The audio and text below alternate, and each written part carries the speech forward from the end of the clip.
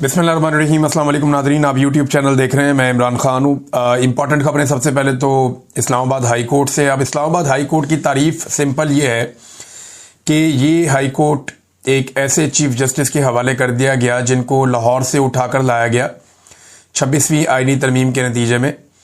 Justice Yahya Afridi इनको लाहौर से लेकर आए और 15वें नंबर से उठा के ला के यहाँ पे इस्लामाबाद हाई कोर्ट में चीफ जस्टिस बना दिया। इससे पहले आईने पाकिस्तान इसकी इजाज़त नहीं देता था कि किसी और हाई कोर्ट से किसी जज को ला के दूसरे हाई कोर्ट में बिठा दिया जाए। तो 26वीं आईनी तरमीम में इसका रास्ता खोला गया और फिर वहाँ से एक जज को लाकर यहाँ पे इस्लामाबाद हाई कोर्ट में चीफ जस्टिस बना दिया गया। अब तब से लेकर अब तक इस्लामाबाद हाई कोर्ट ने दो चार चीज़ें बड़ी इंपॉर्टेंट की हैं। नंबर एक, इंसानी हकूक़ के मामलात को तो दफना कर रख दिया है। पाकिस्तान तहरीक इंसाफ और पाकिस्तान तहरीक इंसाफ से जुड़े लोगों को दीवार के साथ लगा दिया है। इंसाफ नापैद हो गया है। हुकूमत की चाकरी चल रही है अदालत में। और जो नए आने वाले जजेस हैं, यानी जितने जजेस वहाँ मौजूद थे वो सारे इंसाफ पसंद जज थे। अब जितने नए आने वाले जजेस हैं वो उनको अहम तरीन जगहों पे, अहम तरीन पोजीशंस के ऊपर उनको रखा गया। तमाम अहम केसेस उनके सामने लगाए जाते हैं। मिसाल के तौर पे जस्टिस जहांगीरी, इन्हें अब काम से रोक दिया गया है। ये अदालत के अंदर जब समाअत हो रही थी तो बड़ी तादाद में वकला वहाँ पे मौजूद थे, तो अदालत में ऐसी कोई बात करने की कोई शायद जरूरत ही नहीं हुई जज साहबान की। ये दो रुकनी एक बेंच बना हुआ था और इसको भी हेड कर रहे थे chief justice Islamabad high court justice Dogar.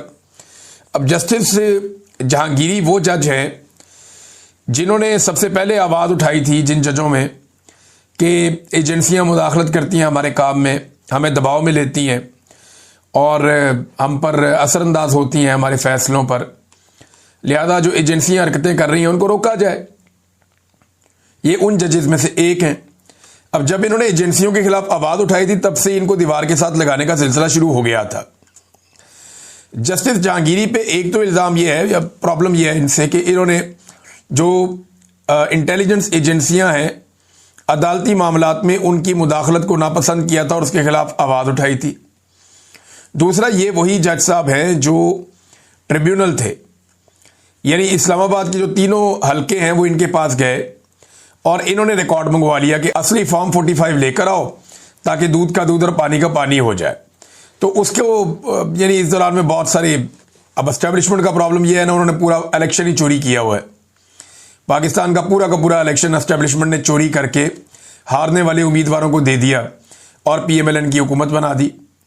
अब ये जो है इस पे आर्टिकल 6 लगता है, ये संगीन गद्दारी का मुकदमा है। अब एस्टेब्लिशमेंट इससे बचना भी चाहती है। तो जस्टिस जहांगीरी जो है वो इसमें इंसाफ देने लगे थे और इस्लामाबाद की तीनों सीटों पे धांधली साबित होने लगी थी। और मैं आपको उन दिनों में ये कह रहा था कि अगर ये बंद टूट गया तो बहुत बड़ा सैलाब आएगा, फिर बाकी जगहों पे भी इंसाफ हो सकता है। लेकिन ये रास्ता बंद करने के लिए जस्टिस जहांगीरी के ऊपर एक इल्ज़ाम लगा दिया जी कि इनकी जो डिग्री है वो जाली है। मिसाल के तौर पे जब ये वकील बने तो इनकी डिग्री तब जाली नहीं थी। जब ये डिप्टी प्रोसिक्यूटर बने तब भी डिग्री ठीक थी। जब ये डिप्टी अटॉर्नी जनरल बने तब भी डिग्री ठीक थी। जब एडवोकेट जनरल बने तब भी डिग्री ठीक थी। इस्लामाबाद हाई कोर्ट का जज बन गए तब भी डिग्री ठीक थी। बस जैसे ही इन्होंने 3 हलके खोले इस्लामाबाद के और जैसे ही इन्होंने आवाज़ उठाई कि जनाब एजेंसियां मुदाखलत कर रही हैं हमारे काम में, तो साथ ही डिग्री जो है वो फारिग कर दी गई। ये नाज़रीन हालात हैं। अब ये जो मामला चल रहा था अदालत में, तो जस्टिस डोगर ने या उनके साथी जज ने कुछ नहीं कहा, लेकिन जब वो चैम्बर में पहुंच गए तो वहां से खबर आती है जनाब कि उनको काम से रोक दिया गया है। हालांकि ये मामला सुप्रीम कोर्ट में अभी पेंडिंग है। यानी यहां कुछ अहम सवालात उठ जाते हैं कि 1 साल 2 महीने के बाद आज पहली समाअत थी और मेडिकल ग्राउंड पर वकील भी पेश नहीं हुआ और साथी वकील पेश हुआ, उसने कोई हकायक भी पेश नहीं किए, ना कोई सवालात हुए ना जवाबात हुए। तो ये इतना बड़ा फैसला कैसे आ गया, ये सवाल सब उठा रहे हैं। इस्लामाबाद हाई कोर्ट के सर्विस जज से बगैर दलाइल, बगैर नोटिस उनकी जुडिशल पावर कैसे वापस ले ली गई, ये भी सवाल है। मरियम नवाज खान साहबा ने भी बड़े अच्छे सवालात उठाए। कोई कानूनी माहिर इसकी मंतक समझा सकता है कि जब जस्टिस डोगर ने खुद कहा कि अभी तो एतराजात पर केस सुन रहे हैं, जज साहब को नोटिस भी नहीं किया, तो ये एक तरफा फैसले कैसे हो गया। अदालत को यह भी तय करना था कि सुप्रीम जुडिशल काउंसिल में शिकायत के हतमी फैसले तक आईनी दरखास्त दायर भी हो सकती है या नहीं, फिर फैसला हो गया। यानी एक मामला सुप्रीम जुडिशल काउंसिल में है, जब तक वहां पे कोई मामला हल होता है या नहीं होता तब तक क्या ये मामला इस्लामाबाद हाई कोर्ट में सुना भी जा सकता है या नहीं। लेकिन क्योंकि एस्टेब्लिशमेंट की ख्वाहिश है और एस्टेब्लिशमेंट को ऐसे जजेस पसंद नहीं है जो इस वक्त कानून की, आइन की और इंसाफ की बात करें, लिहाजा एक और जज को रस्ते से हटाने का बंदोबस्त एस्टेब्लिशमेंट ने किया है। और यह सब पसंद और नापसंद की बुनियाद पे हो रहा है। सिर्फ जिद है एस्टेब्लिशमेंट की कि हमने इस मुल्क के हर इदारे को, हर शख्सियत को, हर सियासी जमात को, हर सहाफ़ी को, सबको हमने फतह करना है। कश्मीर फतह हो नहीं रहा और ये सारा पाकिस्तान के अंदर ही फतह के झंडे गाड़ते चले जा रहे हैं। बहरहाल ये एक बहुत बड़ी ज्यादती है जो जज साहब के साथ कर दी गई है। मैं तो एक बात कहूंगा कि ये बारी बारी सबकी बारी, ये जितने जजेस इंसाफ और कानून के साथ खड़े होना चाहते हैं उन्हें इकट्ठा होना पड़ेगा। अगर वो इकट्ठे नहीं होंगे तो याद रखिएगा कि बारी बारी सबकी बारी, ये सारे जजेस ज़ेरे अताब आएंगे क्योंकि एस्टेब्लिशमेंट की ब्रेकें कहीं नहीं लगनी। ईमान मजारी साहबा का लाइसेंस मनसूख करवाने के लिए इस्लामाबाद बार काउंसिल में एक शिकायत दायर कर दी गई कि जनाब ये मुल्क की दुश्मन है, इसके ऊपर इंक्वायरी की जाए। वैसे अजीब मुल्क की दुश्मन है जो हमेशा पिसे हुए तबकात, गरीबों की, कमज़ोरों की, जिन्हें दबाया गया उनके हक में बात करती है। अजीब दुश्मन है जो आइन की बात करती है, कानून की बात करती है, इंसाफ की बात करती है। तो ये तो कोई मुल्क दुश्मनी नहीं है, बल्कि इससे ज्यादा तो मुल्क की खिदमत कोई नहीं हो सकती।